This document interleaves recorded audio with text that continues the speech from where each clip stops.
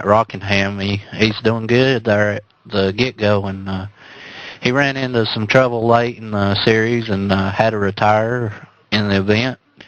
But I look for Joe to maybe bounce back from that. But definitely we're going to keep our eyes on Morrow and Williams as the season progresses. I'm sure after Darlington, that tied for the lead will definitely no longer be. Oh, yeah, you know it. I mean, as I'm looking at the standings right now here on the AMRL forums, we got Maverick Morrow at 350, Jake Williams at 350. Then you got me, Stevie Miller, at 340. And then you got Joe Willis at 338. So it's 12 points separates 4 drivers. It's pretty close. Yeah, and we see one of Bill's drivers up there, too. He come back on fuel mileage and saved his tires, too, and that's all number 31, Danny Boyd. I'm sure Bill was tickled with his performance last week at Rockingham. Yeah, absolutely. Danny and Corey both ran fantastic races at Rockingham. Danny did a fantastic job of just staying in there, making laps, staying competitive, and being there at the end, which is where it counts. Oh yeah. So what are your guys' predictions for let's start with the 70s race this weekend. We'll start off with that one first. Who do you think is going to win that one? Martinsville. 2 words can name that place. Tough track. And out of what I've seen so far, I think Justin Brooks is going to have another good car, but it's going to be somebody else pulling out the victory, and don't be surprised if it ain't rookie sensation Ryan Hearn. Yeah, he's had some pretty good cars. So what do you think, Bill? 70s race, Martinsville. Who's your guy?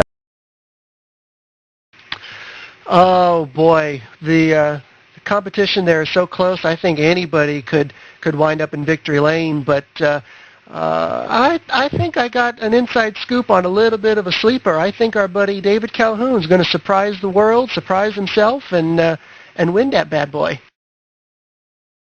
Woohoo! Yeah, I got word from my driver Kevin Klein. He'll be back from vacation on Saturday, so I think he might get it done. You know, he's been eager to race. He hasn't raced for about a week and a half, and I think he just wants to get back there and back in victory lane since he's been gone. So it's the Cup Series. What do you guys think about the Cup Series?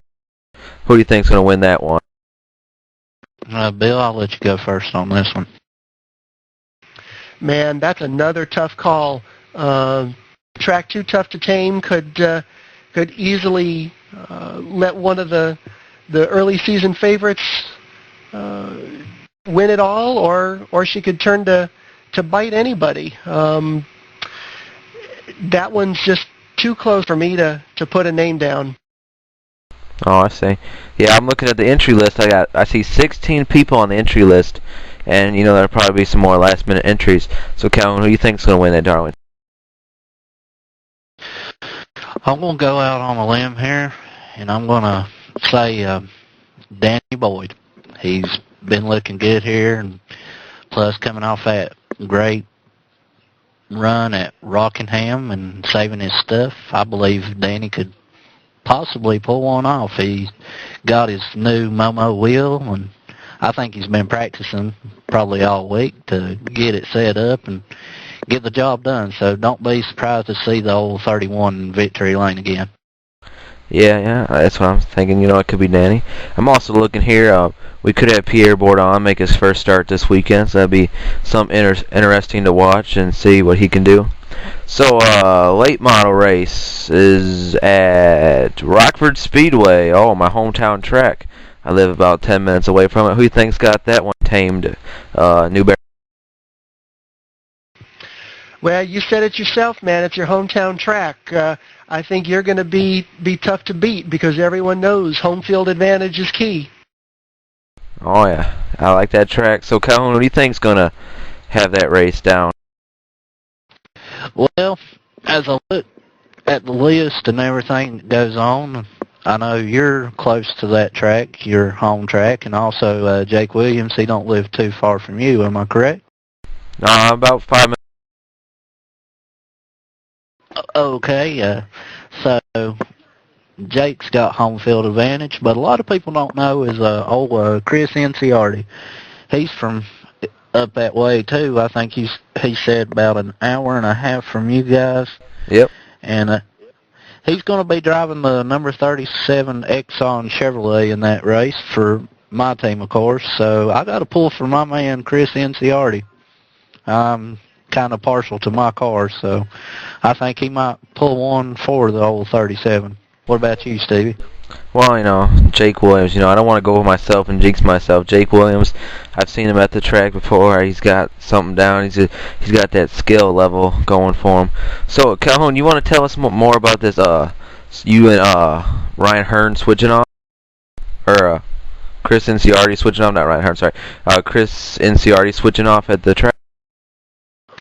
Yeah, both me and him talked earlier today, and we was discussing that the late model series was one of them deals where we didn't feel we was comfortable or ready to run the whole schedule. He wanted to run a limited schedule as well myself. I'm not sure how many races I'll be running, but I know when I'm not running, he's going to be running the 37, and when I'm running, he'll be in his own number 71 car, I believe.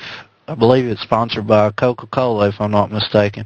But yeah, we're going to split time in the cars, so 37 car at least get some points, and as well as everybody knows, last week was my first start, and we didn't have a sponsor until after the race, and got a very important phone call as I hopped out of the car. I had to rush to my trailer, and wouldn't you know it, Exxon signed on, and I want to send a shout out to them guys for coming aboard, and thanking Bill Newberry for coming up with the whole scheme. So thanks, Bill. Not a problem. WDN Designs, side bit for painting race cars, is always happy to paint up a racing machine for anybody. Yeah. I'm looking at the Cup drivers, and I see a lot of Chevy. I see 1, 2, 3, 4, 5, 6 Dodges. I see 6 Dodges, and there is 2, 4, 5, 6, 7, 8, 9, 10, 11, 12, 13 Chevy. So what do you guys think about, whoa, I even see a Toyota. I'm going to have to contact that driver and have them change something around there, because I see a Toyota on the Royal Rodriguez 86 machine. I'm going to have to call him up and have him talk about that. So what do you guys think the Dodge can do this year in AMR? Well, right now, I hate to say it right now, Stevie, you're the only Dodge that's looking good except for Joe Willis. I mean, as Joe Willis had in the power rankings this week, you was the only Dodge driver to score a top 5 at Rockingham. So right now, Dodges are struggling, doing well in the 70s, which Dodges were popular then. So I don't know. It's going to be hard. We got a couple of Ford drivers coming in too. I know Chris Inciardi signed with, I believe, Scott Umbright Motorsports, if I'm not mistaken. He's going to make his first appearance in one of the SUM cars, so we look forward to that. Bill, what about your take on the whole situation? You think it's going to be Chevy dominance, of course, with all the cars, or you think another manufacturer might pull it off? I think even though the Dodge teams don't have as many cars on the track, I